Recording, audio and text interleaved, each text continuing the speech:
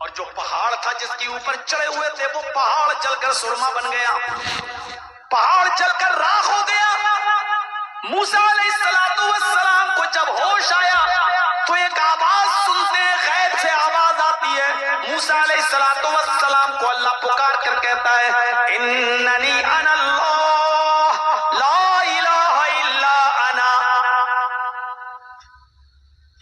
فاعبدنی واقم الصلاۃ لذکری۔ دیکھیے موسیٰ علیہ السلام کو جب ہوش آیا تو انہوں نے کیا سنا؟ اللہ کیا کہہ رہا ان سے؟ اننی انا اللہ، اے موسیٰ میں ہی اللہ ہوں، میں ہی اللہ ہوں، لا الہ الا انا، میرے علاوہ کوئی معبود نہیں، میرے علاوہ کوئی پوجا یوگی نہیں، میرے علاوہ کوئی پرستش کے لائق نہیں، لا الہ الا انا، میرے علاوہ کوئی معبود نہیں، فاعبدنی، پس میری عبادت کرنا، میری ہی عبادت کرنا، میری ہی بندگی کرنا، وَأَقِمِ الصَّلَاةَ لِذِكْرِي، اور مجھے یاد رکھنے کے لیے نماز پڑھتے رہنا۔ جو لوگ نماز پڑھتے ہیں وہ اللہ کو یاد رکھتے ہیں، اور جو نماز نہیں پڑھتے وہ اللہ کو بھول چکے ہیں۔ قرآن کی آیت ہمیں یہی بتلا رہی ہے، وَأَقِمِ الصَّلَاةَ لِذِكْرِي، مجھے یاد رکھنے کے لیے نماز پڑھتے رہنا، میرے ذکر کے لیے نماز پڑھتے رہنا۔ یعنی اللہ نے کہا اگر مجھے یاد رکھنا ہے تو نماز پڑھنا ہے۔ اس کا مطلب کیا ہوا؟ جو مجھے نہیں یاد رکھنا چاہتا وہ نماز نہ پڑھے۔ اذکرونی اذکرکم، تم مجھے یاد کرو گے تو میں تمہیں یاد کروں گا۔ واشکروا لی، میرا شکر ادا کرتے رہو اور میری ناشکری نہ کرو۔ تم مجھے یاد کرو گے تو میں تمہیں یاد کروں گا۔ اس کا مطلب یہ ہے کہ تم مجھے نماز، میری عبادت کرو گے اور نماز پڑھتے رہو گے تو ہم بھی تمہاری مصیبتوں میں تمہارے کام آئیں گے اور تمہاری پریشانیوں کو ہم دور کرتے رہیں گے۔ موسیٰ علیہ السلام بھی نماز پڑھا کرتے تھے۔ مریم علیہ السلام جو محراب میں رہتی تھی عبادت گھر میں، ان کے بارے میں بھی اللہ کہتا ہے، اللہ نے مریم کو بھی حکم دیا، عیسیٰ کی ماں کو بھی حکم دیا ہے، مریم یا مریم قنوتی لربک وسجدی وارکعی مع الراکعین۔ میں نے آج اتنی قرآن کی آیتیں پڑھ دی ہیں کہ میں نے شاید اپنی پوری زندگی میں کسی ایک تقریر کے اندر اتنی قرآن کی آیتیں ہم نے نہیں پڑھی۔ زکریا علیہ السلام نماز پڑھتے تھے، لقمان علیہ السلام نماز پڑھتے تھے، لقمان نے اپنی اولاد کو بھی کہا نماز پڑھتے رہنا۔ ابراہیم علیہ السلام نماز پڑھتے تھے اور انہوں نے اپنے بیوی بچوں کو اللہ کے گھر کے پاس چھوڑا تاکہ وہ نماز پڑھتے رہیں، دعا بھی مانگتے تھے مجھے اور میری اولاد کو نمازی بناتے۔ اسماعیل علیہ السلام اپنے اہل و عیال کو، بیوی بچوں کو نماز پڑھنے کا اور زکات دینے کا حکم دیتے تھے۔ موسیٰ علیہ السلام کو اللہ نے نماز پڑھنے کا حکم دیا۔ حضرت مریم سے کہہ رہا اللہ یا مریم قنوتی لربک، اے مریم اپنے رب کے لیے عاجزی کر، اپنے رب کے لیے متانت اور سنجیدگی اختیار کر، وسجودی سجدہ کر اپنے رب کو، ورکعی اور رکوع کر، رکوع کرنے والوں کے ساتھ، یعنی نماز پڑھنے والوں کے ساتھ۔ مریم علیہ السلام بھی نماز پڑھا کرتی تھی، اور مریم کا بیٹا عیسیٰ علیہ السلام جب اپنی ماں کے پیٹ سے باہر آئے تو ایک معجزہ تھا۔ عیسیٰ علیہ السلام بغیر باپ کے پیدا ہوئے۔ سب جانتے ہیں، 50 بار یہ سنا ہوگا، مریم کی شادی نہیں ہوئی تھی، اللہ تعالیٰ نے اپنے حکم سے حضرت عیسیٰ کو مریم کے پیٹ سے باہر نکالا، مریم کے پیٹ سے پیدا کیا۔ مریم علیہ السلام نے پیدا تو ویسے ہی کیا، پروسیس وہی تھا جو آج ہماری عورتوں کو ہوتا ہے۔ حضرت عیسیٰ اپنی ماں مریم کے پیٹ سے باہر آئے، ماں تو تھی ان کی لیکن باپ نہیں تھے، بغیر باپ کے، کیونکہ ان اللہ علی کل شیء قدیر، اللہ ہر چیز پر قادر ہے۔ آدم علیہ السلام کا باپ نہیں، آدم علیہ السلام کی ماں نہیں، آدم علیہ السلام کو اللہ نے بغیر ماں اور بغیر باپ کے. میرے بھائیوں، یہ تمام چیزیں قدرت، اللہ کی قدرت درشاتی ہے کہ اللہ ہر چیز پر قادر ہے. وہ چاہے تو بغیر باپ کے اور بغیر ماں کے بھی کسی کو پیدا کر سکتا ہے. جیسے حضرت آدم علیہ السلام، وہ چاہے تو صرف ماں سے کسی کو پیدا کر سکتا ہے، اس کے لیے باپ کی بھی ضرورت نہ ہو. وہ ہے حضرت عیسیٰ علیہ السلام. اور میرے بھائیوں، وہ چاہے تو کسی کو بغیر ماں اور باپ دونوں کے بغیر کوئی اولاد نہ دے، جیسے ہم اور آپ. عیسیٰ علیہ السلام جب اپنی ماں کے پیٹ سے باہر آئے تو ان کی ماں مریم پر طرح طرح کے الزام لگنے لگے. ظاہر بات ہے، آج ہمارے سماج کے اندر اگر کوئی عورت بغیر شادی کے اگر بچہ پیدا ہو جائے تو اس کو کیا کیا سننا پڑتا ہے، کتنا سننا پڑتا ہے. جب پروسیس یہی ہے کہ بغیر باپ کے بیٹا پیدا نہیں ہو سکتا، بیٹی نہیں، تو حضرت مریم کو کتنا سننا پڑا. یہاں تک کہ جب مریم کوئی جواب نہیں دیتی تھی، 3 دن تک خاموش رہی، کوئی جواب نہیں دیا، تو تیسرے دن تمام گاؤں کے لوگ، محلے کے لوگ، سماج کے لوگ، سوسائٹی کے لوگ چلے آئے اور آ کر کہنے لگے، مریم جواب دو. دن بھر مسجد میں گھسی رہتی ہو، نماز پڑھتی ہو، رکوع کرتی ہو، سجدہ کرتی ہو، اللہ کی عبادت میں لگی ہو، اور کارنامہ تمہارا یہ بیٹا پیدا ہوا، شادی تمہاری ہوئی نہیں، اللہ والی بنتی ہو، بڑی نیک دکھائی دیتی ہو، اور کارنامہ تمہارا یہ، بتاؤ یہ بچہ اس کا باپ کون ہے. ایک عورت کتنے دن تک چپ رہے گی، کتنے دن تک لوگوں کی بددعائیں اور لوگوں کے طنز و طعنے سنتی رہے گی. جب وہ رہ نہ سکی، طنز سنتے سنتے پریشان ہو گئی، جب کنٹرول سے باہر ہو گئی، تو مریم نے اسی 3 دن کے بچے کی طرف اشارہ کر دیا، عیسیٰ کی طرف. اے سماج والوں، اے سوسائٹی والوں، مجھ سے کیوں پوچھ رہے ہو کہ یہ بچہ کس کا ہے، اس کا باپ کون ہے؟ جاؤ کسی بچے سے پوچھو. تم مجھے غلط سمجھ رہے ہو، تم میرے اوپر الزام لگا رہے ہو، تم یہ سمجھ رہے ہو کہ میں نے کسی کے ساتھ منہ کالا کیا اس لیے یہ بچہ پیدا ہوا ہے. اب میں کچھ نہیں بول سکتی، یہی بچہ تمہیں بتائے گا، جاؤ اس بچے سے پوچھو. جانتے ہو لوگوں نے کیا کہا تھا؟ واہ، اپنے پہ آئی تو بچے پہ ڈال دی بات. قرآن کے الفاظ سنیے، کیف نکلم من کان فی المہد صبیا.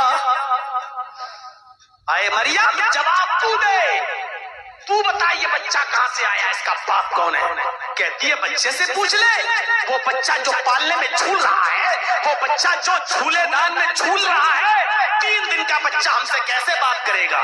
کیف نکلم من کان فی المہد صبیا، وہ 3 دن کا بچہ ہم سے کیسے کلام کرے گا، ہم اس سے کیسے گفتگو کریں گے، کیسے پوچھیں گے، اور پوچھیں گے تو وہ کیا جواب دے گا. اور ظاہر ہے 3 دن کا بچہ کیا بولے، لیکن اللہ تعالیٰ نے اس بچے کو زبان دی، 3 دن کا وہ بچہ بول پڑا. جانتے ہو عیسیٰ علیہ السلام نے کیا کہا؟ اللہ نے اس بچے کو قوت گویائی دی، زبان دی، اور 3 دن کا وہ بچہ اسی پالنے سے، اسی جھولے سے چیخ کر بولتا ہے، آواز دیتا ہے، للکارتا ہے، اور کیا کہتا ہے؟ انی عبداللہ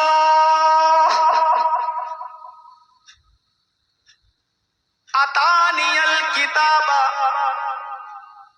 وجعلنی نبیا وجعلنی مبارکا اینما کنت واوصانی بالصلاة والزکاة ما دمت حیا. کیا لفظ نکالا حضرت عیسیٰ نے اسی جھولے دان سے، اسی پالنے سے.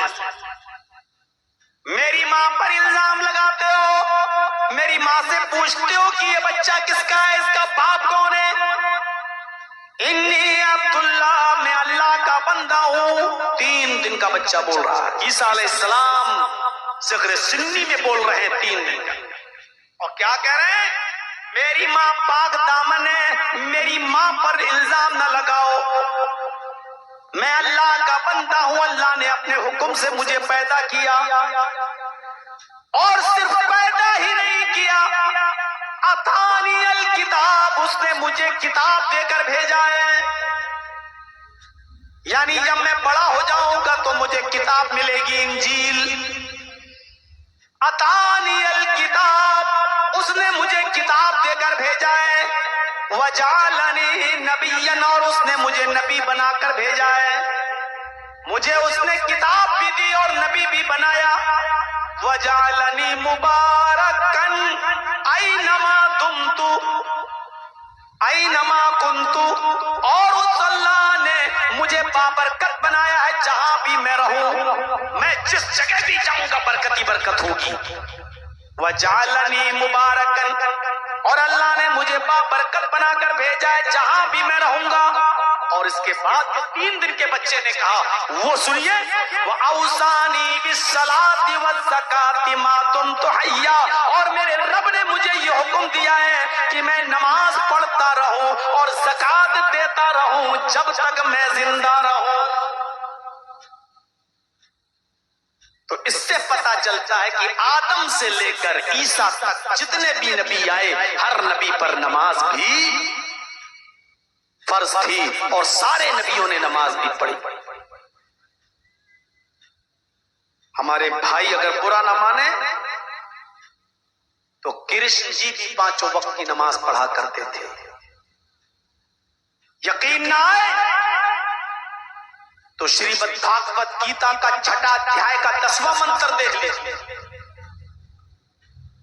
یوگی جیت ستتماتمانم رہس استھا ایکاکی اچتاتما نراشیر پرگرہ،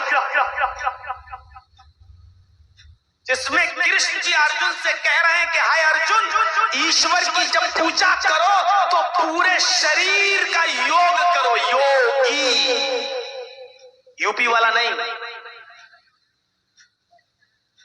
یوگی یجیت ستتماتمانم، پورے شریر کا یوگ کرو، یعنی پوجا صرف کھڑے ہو کر نہیں، پورے شریر کے ساتھ ہونی چاہیے اور پورے شریر کا یوگ ہونا چاہیے۔ آج ہندو دھرم میں چلے جائیے، صرف ایسے ہاتھ اٹھائیں گے، اوم نمہ شیوائے، بس ہو گئی پوجا۔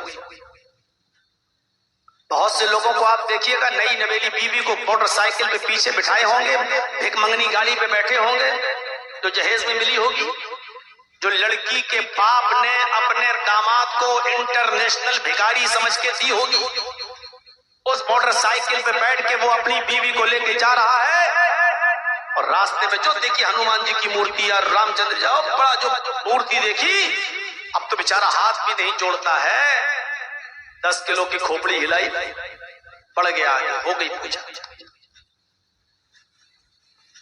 یہ شریر کا یوگ نہیں ہے، پورے شریر کا یوگ ہونا چاہیے جو نماز میں ہوتا ہے۔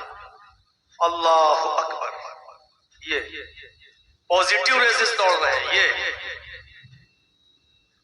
اور یہ دیکھیے یہاں ایکسرسائز ہے، یہ وزن، کبھی آپ نے دیکھا ہوگا کبھی نیند میں پھر ایک دم پکڑ تراویح راوی پڑھتے ہوگے، جب لمبی لمبی صورتیں پڑھی جاتی ہیں اس میں تو رات میں نیند آنے لگے تو پڑھ رہا، امام صاحب چل رہی گاڑی، تھکا تھک، یا لمون تالمون کے علاوہ کچھ سمجھ میں نہیں آ رہا ہے، ان کو تو جلدی قرآن ختم کرنا ہے، چلا الف لام میم ذالک الکتاب لا ریب فیہ ھدی للمتقین الذین یؤمنون بالغیب ویقیمون الصلاۃ ومما رزقناہم ينفقون۔ آخری والا جملہ یا لمون تالمون سمجھ میں آتا، اس کے علاوہ کچھ سمجھ میں نہیں آتا، اور یہاں بیچارہ پیچھے